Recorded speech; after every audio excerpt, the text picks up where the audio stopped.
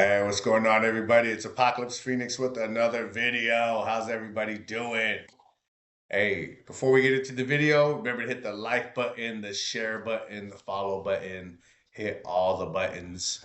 And you can uh, go to my profile, go to the description. You will find my link tree there. Hit my link tree. It will take you to all my social media spots, all my music streaming services that I'm on, my books, affiliate links to save you some money. I got everything there, so go check it out. Today's video is going to be about the Milgram prison. The Milgram prison. Bruh. No, today's video.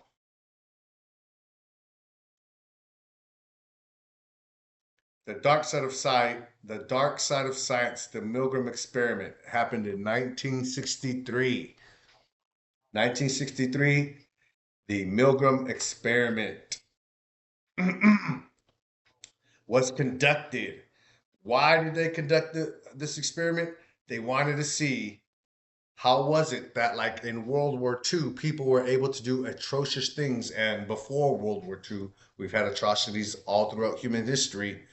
But it's like, how can normal people be made to do these horrible things? And so they did an experiment on it. And this is what they came up with. Here's this video breaking down the documentary. And we'll get into it. Again, hit that like button, hit that follow, share button. Let's go.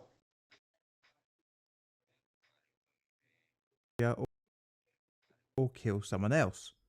I'm not talking about self-defense or during war on the battlefield, but someone you have never met before and have had no interaction with previously. How can perfectly normal people commit genocide? Like what we saw in the 1930s and 1940s in Europe, or even in Cambodia in the 1970s. Yes, see, so there was genocide in World War I. It's not just, one group of people. A lot of people have had genocide done on their people. Why we don't talk about all those others, I don't know.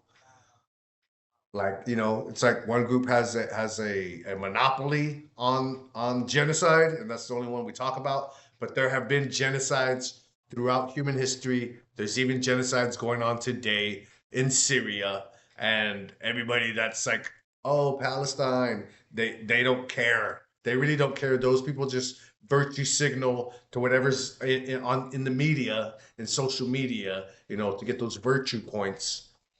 But there are travesties and atrocities going on as we speak in other countries, but because it's not on social media or the lamestream news, nobody is commenting about it or saying anything about it because you guys don't care. So when you act like you care about Palestine, shut the hell up. You don't care.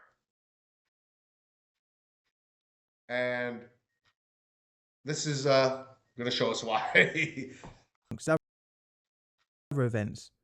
What causes people to be active participants in crimes against humanity? If we take Germany in the 1930s as an example, what caused a large part of the modern country to be willing in crimes against people that have been their neighbours and community members for years? It is a really fascinating thought experiment, as when you think to yourself, I could never do something like this, or even this. But what would it actually take for you to pull a trigger, push a button, or pull a lever? Well, this is where like one other atrocity that happened that we know about was when regular people, when they wanted to burn witches at the stake. You knew that person. They knew those people that were being burned, but they still lied on them. They still told on them. So psychologists set out to see what would be the minimum amount of suggestion for a regular person to administer a potentially deadly electric shock to someone they have never met before. Deadly electric shock. And so if you're wondering, like, they've known this stuff for so long, why am I barely knowing about this? They've been doing experiments. They've been learning about our psyche and how to control us and why we do what we do, so that they can then continue to manipulate us on a better methods. But if you're not open to any of this, you think again life is I don't want to say perfect, but you're thrown for loops, and you get knocked off when you're like, what? How can things work? I don't get it. Well, you're not studying about the human condition. You're not studying about psychology. You're not finding out about why we do what we do and why we think what we think. So you're just going through life blindly. You think you know, but you have no clue. And so they have these experiments here. They know how we think. They know why we think what we do. They know what we're going to do before we do it. They know how to get us to buy whatever it is they want us to buy. They got you by the gonads. Effective study would be known by the inventor's name, the Milgram experiment. MILGRAM The actual experiment experiment. would not result in any physical pain, but extreme stress and inflicted insight to the participants. And this would create controversy with the study. As such, I'm going to rate it here 5 on my ethics scale. This is mainly due to it being a fascinating dive into our hardwired ability to obey an authority figure, even to the point of murder. Welcome to the Yes. dark. And that's what made this such a great experiment is nobody got hurt. The people that are actually being experimented on were the ones pressing the button. They wanted to see how far that person would go when being told to keep going, to keep causing harm to somebody. So the experiment was on the person actually pressing the button, and no harm came to that person. Like he said, you felt some stress because you're pressing a button and you're hearing someone scream on the other side, but it's somebody that the scream is somebody faking a scream. They're not actually getting hurt. So it was a good experiment in that no one got hurt, and we were able to gather a bunch of great data from it. So this experiment, it was groundbreaking at the time, and it's still true today. The percentage they found back in 1963 was about 60 something percent of people will listen to authority, even if it means to murder somebody else. It's still like that today. 60 something percent of people would listen to some authority, even if it meant murdering somebody else, hurting somebody else. So that's our psyche. It hasn't changed in about 100 years. It hasn't changed in about 4 to 5,000 years.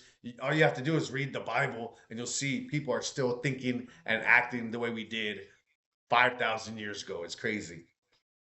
Side of science.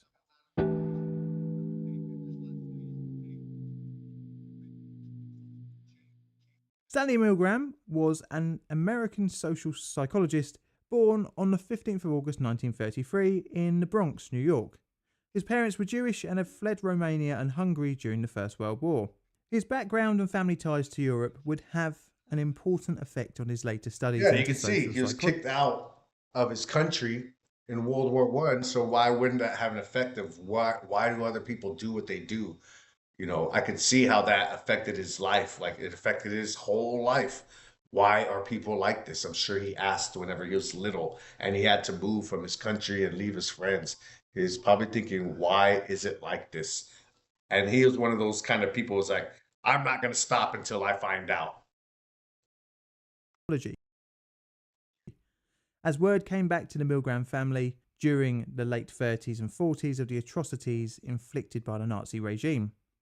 Although in relative safety in the USA, many of Stanley's family members were directly affected by the Holocaust. After the war, some surviving members of the family came to stay whilst finding a new life in the US. A young Bro. Stanley Yeah, what was it like? You just came from World War II Germany. What was it like? Ah, some little bit of barbed wire, not a lot of food to go around. Like, damn, them stories again affecting this young kid's brain. Why do people do what they do? Why are all of these people's lives affected so horribly? And we all know it's horrible. This kid is asking, why the hell is it going on still? And he didn't stop until he was got the answer. Exposed to the horrors experienced by his relatives, and this would stay with him, igniting an interest into the darker side of human nature. In 1954, Milgram received his bachelor's degree in political science from Queens College in New York. Initial applications to Harvard for a psychology master's were rejected, but was eventually admitted. The initial setbacks were due to Milgram not taking any undergraduate courses in psychology at Queen's College. In Mhm. 1961, Milgram received a PhD in social psychology. Yeah. So one of the greatest psychological experiments was brought on by a guy who didn't take any psychology class at first. He was like, "Oh, what? Oh, snap! Let me get on that," and then became so fascinated that he created one of the best experiments, human experiments in history that hurts nobody physically. He became an assistant professor at Yale around the same time. Later on, he served as an assistant professor in the Department of Social Relations at Harvard from 1963 to You want 1966. job? And this brings us very quickly onto Yes. his obedience study, more commonly known as the Milgram experiment. Stanley's experience of relatives going through the Yes, that's Holocaust. the word. That's what the actual experiment was about. It was about obedience. And again, the findings then and the findings today show about 63 to 67% of the average person that you see walking around is a straight up NPC. Straight up NPC. Only about 20 something percent of the population are like thinkers and doers and innovators, inventors, resourceful, willing to try, courageous. Everybody else is just going along with everybody else. And you know, that's why people will do horrible things when they're told to do so. It's because most people have no kind of critical thought going on in their brain at all. Not a critical thought. They couldn't tell you what 1 plus 1 plus 1 plus 1 plus 1 plus 1 is because they're like 1 plus 1. Like you lost them after the four. After four pluses, they're like, I don't know. I don't know. If my calculator can't tell me. You know, when it's like the answer is six. The answer is seven. I forgot. But 1 plus 1 plus 1 plus 1 plus 1, you're losing more than half of the people. They're just like, just throw me off the freaking boat. Like, I don't know. So the important thing would be is try to teach your kids, try to teach the people around you just to think critically, critical thought, taking information and being able to come up with your own answer on your own solution. Yeah, it could look like other people's, but you're able to do it for yourself. Critical thought. 63 to 67% of the people walking around have no critical thought. They are NPCs. Good. They might have an okay heart, but they don't have a good heart because you could get them to murder somebody with enough authority, put on a white lab coat, tell them, go, do that, do what I say, do what I say. And they'll just go ahead and do what you say. And so that doesn't make them a good person. And again, most people walk around thinking they're good people, but you're not. You're a liar. You're a thief. Yeah, you're not robbing banks, but a $10 spot falls out. You're keeping it. You're not going, hey, excuse me, $10 fell out. You know, you're running late. You know it's your fault. You're going to tell your job, oh, there's some traffic. There's traffic out here. I had a tire. I'm fixing my tire. Knowing your tire's fine, you just woke up late because you stayed up late because you wanted to party because you're trying to get that girl that doesn't even really want you. And so now you're lying. So now you're a liar. Now you're a thief. You're not good. And it is shown scientifically that more than likely you would do some horrible stuff to somebody else just because somebody in a lab coat or in some kind of authority told you to do it. You would actually kill somebody else. So no, you're not good. This is why you do need Christ in your life, to be able to discern what's really good, what's bad, to strengthen your character so that you're more willing to do what is right and not what is easy. Coupled with the arrest and trial of Adolf Eichmann in 1961, sparked an interest into finding out what could make seemingly average people take part in atrocities. Mm-hmm. Eichmann organised the logistics of the deportation of Jews during the Holocaust. He made deportation plans down to the last detail. Working with other German agencies, he also determined how the property of deported Jews would be seized. What was interesting about the trial was that he claimed he had not dictated policy, but only carried it out, and that he was merely a cog in the machinery of destruction. See, I Essentially, was just the doing what I was told. I was just doing what I was told. I have no personal responsibility because somebody else told me to do it. It's their responsibility. No, no. We all have a personal responsibility. It is difficult because if your personal responsibility is like they're saying, hey, go murder that person, and you're like, nah, I'm not going to murder that because that's wrong. I'm not going to murder that person. But then they're going to go murder, then they're going to murder you. They're going to kill you because you don't kill that person. Like, I get it. You would rather probably kill that person so that you stay alive and your family stays alive. I get it. But a lot of times we're doing things, we're stabbing people in the back, we're lying to people for like a couple of dollars for nothing that's not even really of major consequence to anybody, but we're willing to do those things to other people just because somebody else said it.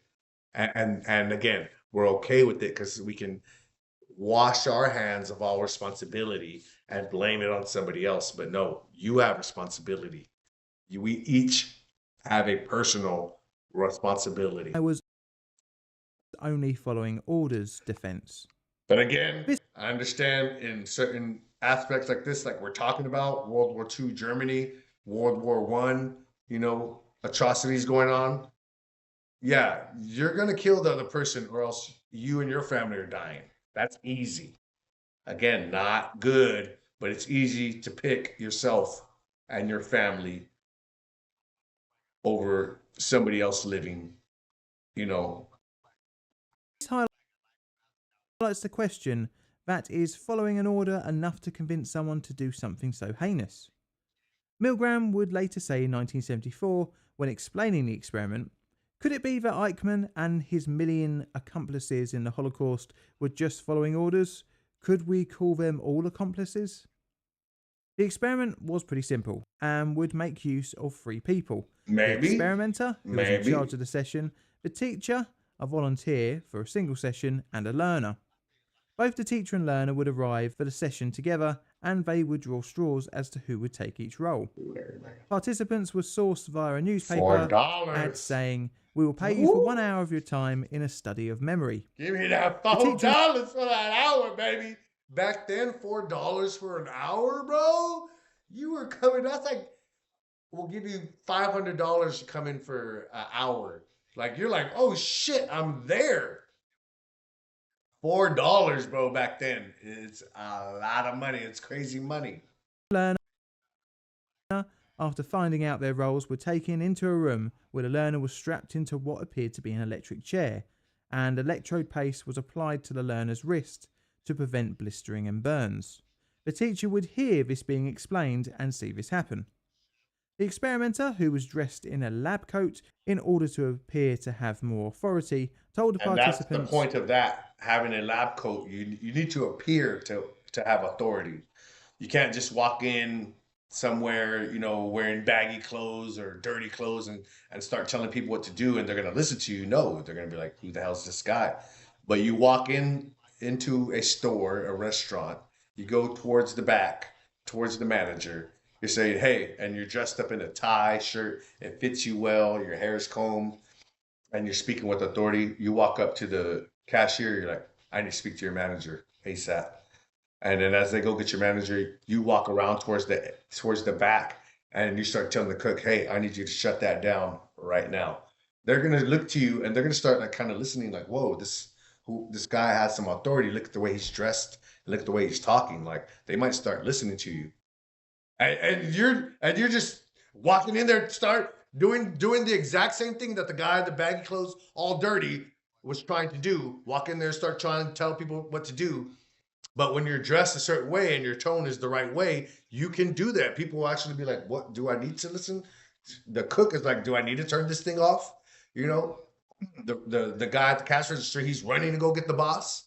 You know, they're listening to you. You have authority just in the way you look. And that's was the whole thing with this experiment. A white lab coat is all you needed to get these people to basically murder somebody else. A regular day, they're like, "Hey, just come in for this experiment." And random straws are drawn, but that person gets picked to be the button pusher. They do that part on purpose, but they have no clue what they're in there to do. And they're hitting the button where it's like danger, murder, you're killing somebody, and they're hitting the button because the guy in the lab coat told them to do it. They're walked in to get $4 and they're leaving a murderer. They're pressing the button that's, "Hey, this button's gonna kill them." It's all right, go ahead and press it. Press the button. They walked in for $4 and they left a murderer. Like, what? Their mind is like, "What the hell did I just do? I didn't come here for this. Why am I murdering somebody right now?" Because the guy told you to do it. No. That restraints was to ensure that the learner would not escape. The teacher was allowed to experience a sample electric shock similar to what the learner would feel. Before beginning the experiment, the volunteers were informed that they would be paid regardless of the outcome, thus Make removing it any financial rain. incentive to any results. The teacher was led Yes, so into they another could have room. quit. They could have quit at any time. Again, the buttons are going up in pain, and then it gets to right here where it says deadly. They could go, "I'm not going to press this button," and they would still get paid the whole $4, that whole amount. It was told to them, "You can quit at any time, and you'll still get the money." So there's no incentive to go keep going to the murder buttons, right? They could have stopped anywhere. So all of this stuff was set up perfectly. They had every out, every way and reason to just say, "I'm good, I'm done." But no, most people kept pressing the button till when it got to deadly and they're hitting the button and the person on the other side, they're fake screaming, but they don't know it. But you can hear them, "Ah, stop. Oh no, I want this to they're screaming out in agony and pain. And these people are still hitting the button because somebody's like, "Go ahead." No, they signed the waiver. They know what they're getting into. Hit that button, even though it says deadly, even though they're crying, their people are still like hitting the button. Murdering them. "I'm killing this person for you. $4. The things you will do, the things we would do. It's crazy. It's we. It's all of us. It's all of us. Unless you're really, you know, trying to take control of your mind and your thoughts like I have done.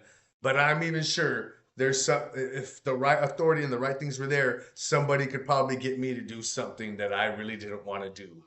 Like, you know what I'm saying? If the things were right. And again, these people were going in just to, earn $4. And they could have stopped. So they could have still got that $4. What made them keep going? What is it about us that wants to keep going, listening to authority, even though when we know we're getting into trouble or we're causing trouble on somebody else? What is it about us? Is it codependency?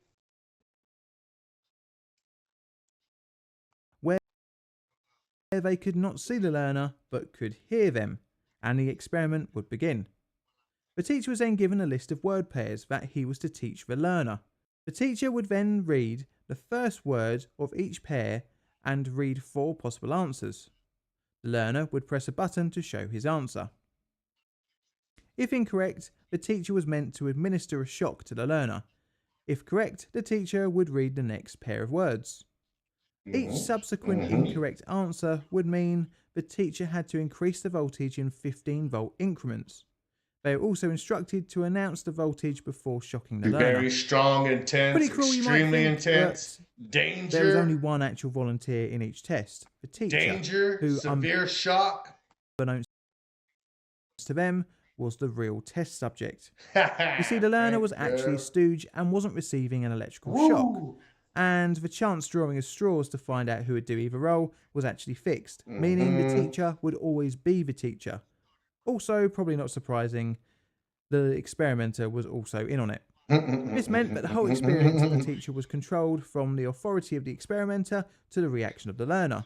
To Yeah. ramp things up in later versions of the study, the learner would also shout out in pain when the voltage got too high. The experiment would have a preliminary and a regular run. The first was a practice of sorts, where the learner would get 3 correct answers and 7 incorrect ones, which would yield a shock up to 105 volts. The second, or regular run, the teacher would be told to read off a list of words and had to continue repeating it until the learner had gotten all of the pairs correct. The volt dial ranged from 15 to 450 volts, and to add Danger. further explanation for the teacher was Severe labelled slight shock. shock to danger severe shock.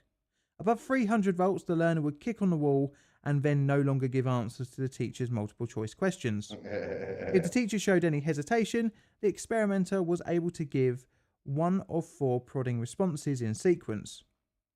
The first was please continue or please go on, followed by the experiment requires I that you urge to that you continue, continue. and then It is absolutely essential that you that continue. And finally, you have You have no other choice. choice. You must You go must on. go The on. experimenter could only progress to the next prod if the teacher refused. If all 4 responses were reached, then the experiment would end. If not, it would continue all the way up to 450 volts. If the teacher asked any specific questions, the experimenter could reply. For example, will the shock leave any permanent damage? The No. experimenter could then reply with, although shocks can be extremely painful, they cause Cause no permanent permanent damage. After the damage. experiment, an interview would be undertaken, and the question, I went how to- painful do you think the last few shocks you administered were? The teachers were instructed to indicate their answer on a scale between 1 to 14. After which the teacher was reintroduced to the learner and the experiment was fully explained. The experiments began in July 1961 at Yale University, and 40 subjects would volunteer through this newspaper advert. And the results would surprise all predictions. Study of memory. Nope.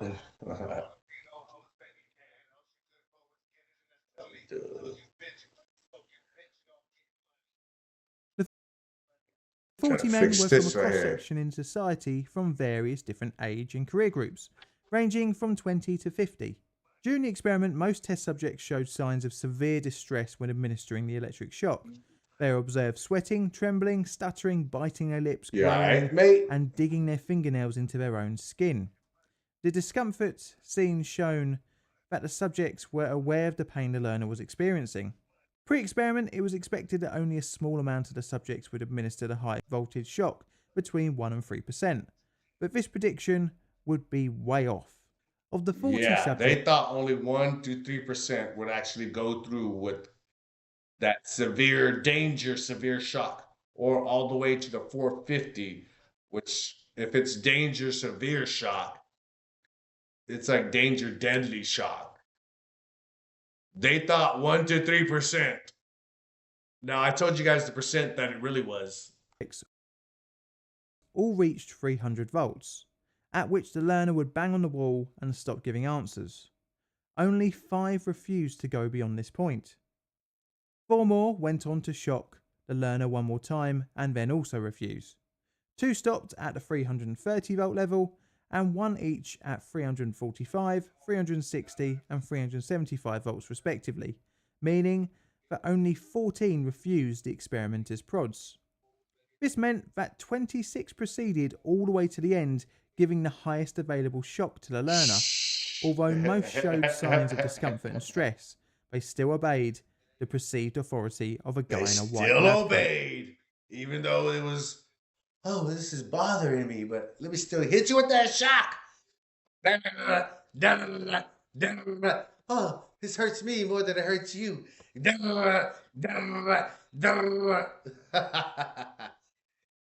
I'm telling you, this is why it's good to know about yourself, to know psychology. Because most of us are like this, bro. It's not these weirdos or something. Most humans are very similar, and most men are going to be more similar to other men, and most women are going to be more similar to other women. It's how we are, and it's how we're able to get along and do the things that we can accomplish and build the things that we can as humans is because we get along. You know what I'm saying? And so that we're kind of like this also, you can see how and why people are always trying to manipulate the masses because most of them are goofy dummies and can be controlled. So why not then control them to get what you want? Like that's why they're doing it. The results were understandably unexpected, as from a young age we are taught to not hurt others. But with the addition of an authority figure, the teacher would abandon this fundamental part of their moral fabric. Scarily, there was no punishment for disobeying the experimenter, nor was there any reward for completing the experiment, as payment was assured from the start. Even more strange was the results were similar when a control study was undertaken with I 43 unpaid students. In Milgram's paper into the told you what I'm study, going to he tell you. They've done this experiment different ways, different places throughout the years, and they continually get the same result back. It's crazy. highlighted several particular conditions of the experiment that might have contributed to the high level of about 65% of compliance to the highest voltage level. The fact that the study was being undertaken at and sponsored by Yale possibly reassured subjects that the experiment was above board and reputable. The perceived randomness of the selection Yeah. of learner and Yeah. teacher also could have factored in, as the teacher may have thought that he could have been in the other chair, hence he was exposed to the same risk. But that doesn't explain the redos and the redos and the reworking of this experiment and getting a very similar result. That doesn't explain that part. So how is it that we can change it and do this and that, and we're continually getting the same results back? The subject may have also have thought that as he had volunteered, that he was obligated to help the experimenter, and to the same extent that the learner had also submitted to the authority of the experiment. The subjects were also reassured that although painful, the shocks were not deadly, and that compliance was built through to shock level 20 when the learner would no longer reply. To refuse would cause a conflict situation where the wants of the learner and the experimenter were at odds with one another, and to side with the experimenter was the path of least resistance, so to speak. The short duration that the experiment ran for meant that Yep, the and that guy is great. Um, this guy here, he did great for the experiment. He's worried about the other person.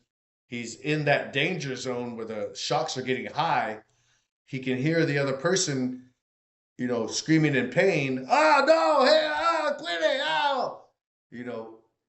And so he turns. He's like, "Hey, this guy's hurting. I don't want to do this." And the scientists give those four answers. It must go on. It's important that we finish the experiment. It must go on. Hey, you have to go on. And he's like, oh, great. So you see it in real time how you're not wanting to do something, but the authority is telling you to do it, and you came there to do that job. So it's like you feel obligated that you have to listen and do what he's saying. Again, no, you don't. No, you don't. That's not your daddy. It's not your mommy. And again, under certain circumstances where it's either you and your family being murdered or you got to listen to that person and do something bad to the other person, I can get that. Truly, it would be like, hey, kill me and kill my family and we'll see you in heaven. Like that would be the real thing to do, is be like, I don't care what you say, then you're gonna kill me and my family. But not many people are going to go that route. They want to live and they want their family to live.